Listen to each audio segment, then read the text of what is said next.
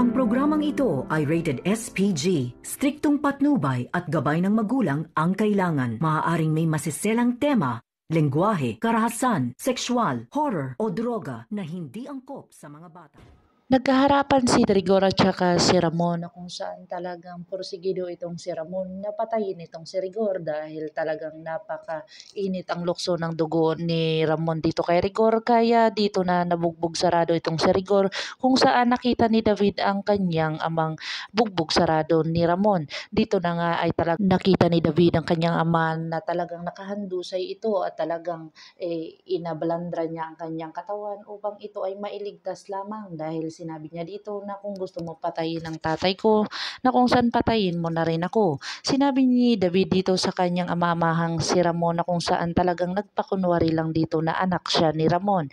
Pero ang tunay niyang talagang katotohanan ay talagang si Rigor ang tunay niyang ama kung saan talagang ayaw niya itong mapahamak.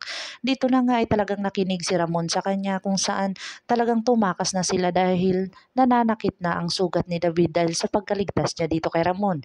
Dito na nga napatunayan ni David na talagang anak siya ni Ramon kung saan iniligtas niya ang buhay ni Ramon para lang natamaan siya. Dito na nga ikinagulat ni Olga ang kanyang mga nakikita dahil dinala ni Ramon ang kanyang anak doon sa mansyon. Dito na nga talagang nagpatawag siya ng doktor kung saan talagang sinabi niya sa doktor na gagawin ang lahat at sinabi ng doktor na hindi daw kaya gamutin dito sa bahay, kundi itinakot ni Ramon para ito ay magamot lamang ang kanyang anak na si Tanggol.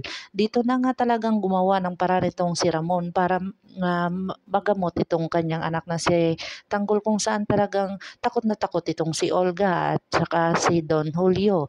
Dito nga ay nawala na sa kanila ang lahat na kung saan talaga ang proyekto nila doon sa Quiapo ay talagang wala na dahil yun ang kanilang kinagisnan kung saan buti na lang nakuha nila ang kanilang mga pera at saka ang ibang kalakal nila. Dito na nga nakatakas itong si Tanggol at saka si Bubbles kung saan lumayo muna sila para hindi sila mahuli ng mga pulis at ang init-init pa nila dito sa Manila.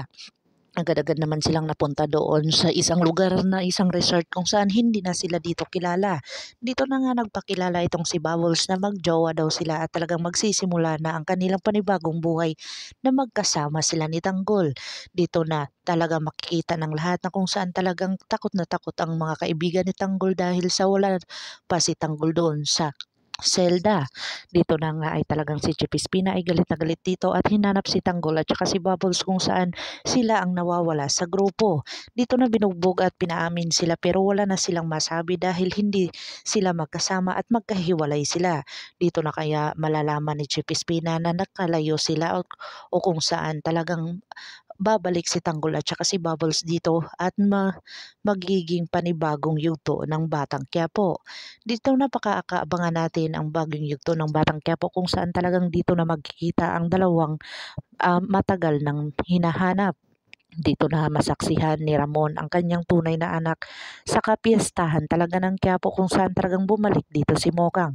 Pakaabangan natin ang lahat. Kung bago lang po kayo sa aking channel, please like, share at subscribe para ma-update po kayo sa mga susunod pa. Yun lamang po at maraming salamat.